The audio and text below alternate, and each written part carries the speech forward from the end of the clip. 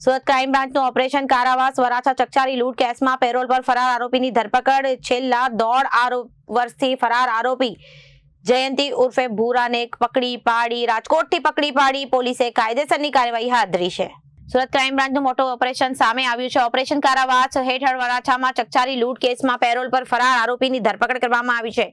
છેલ્લા 1.5 વર્ષથી આરોપી જયંતિ ઉર્ફે ભૂરો ગોબરભાઈ બગડા ફરાર હતો, જે આરોપીને રાજકોટ ખાતેથી ઝડપી પાડવામાં આવ્યો છે. આરોપી વર્ષ 2016માં કાપોદ્રામાં પરિવાર સાથે રહેતો હતો. નિકુંજવાડા મેહુલ ભટ્ટી સંદીપ બિલ્લા સાથે મળી મોબાઈલ શોપના માલિક પાસેથી લૂંટ ચલાવી હતી. શોપ બંધ કરતી વેળાએ ચપ્પુ વડે જીવલેણ હુમલો કરી રોકડા રૂપિયા મોબાઈલ સહિત અન્ય ડોક્યુમેન્ટ્સની લૂંટ ચલાવી હતી. ગુનામાં આરોપીની ધરપકડ કરવામાં આવી હતી. જે કેસ ચાલ્યા હતા તેને સેશન કોર્ટ અને 7 વર્ષની સજા ફટકારવામાં આવી છે. જિલ્લામાં આરોપી અને પાક્કા કામના કેદી તરીકે જેલવાસ ભોગવી રહ્યો હતો. તે દરમિયાન ગુજરાત હાઈકોર્ટમાં અપીલ કરવા 25 જૂન 2024માં 7 દિવસના પેરોલ મેળવ્યા હતા. તે બાદ આરોપી પેરોલ જમ્પ કરી ફરાર થઈ ગયો હતો. આરોપી કોઈ સ્થળે સ્થાનિય નોકરી ન કરતો હતો અને ભાગતા ફરતા આરોપીને રાજકોટ ભક્તિનગર વિસ્તારમાંથી ધરપકડ કરવામાં આવી હતી અને આ ધરપકડ ક્રાઇમ બ્રાન્ચ દ્વારા કરાઈ હતી. Reporter Arvind Rathod, Janadesh news, Surat.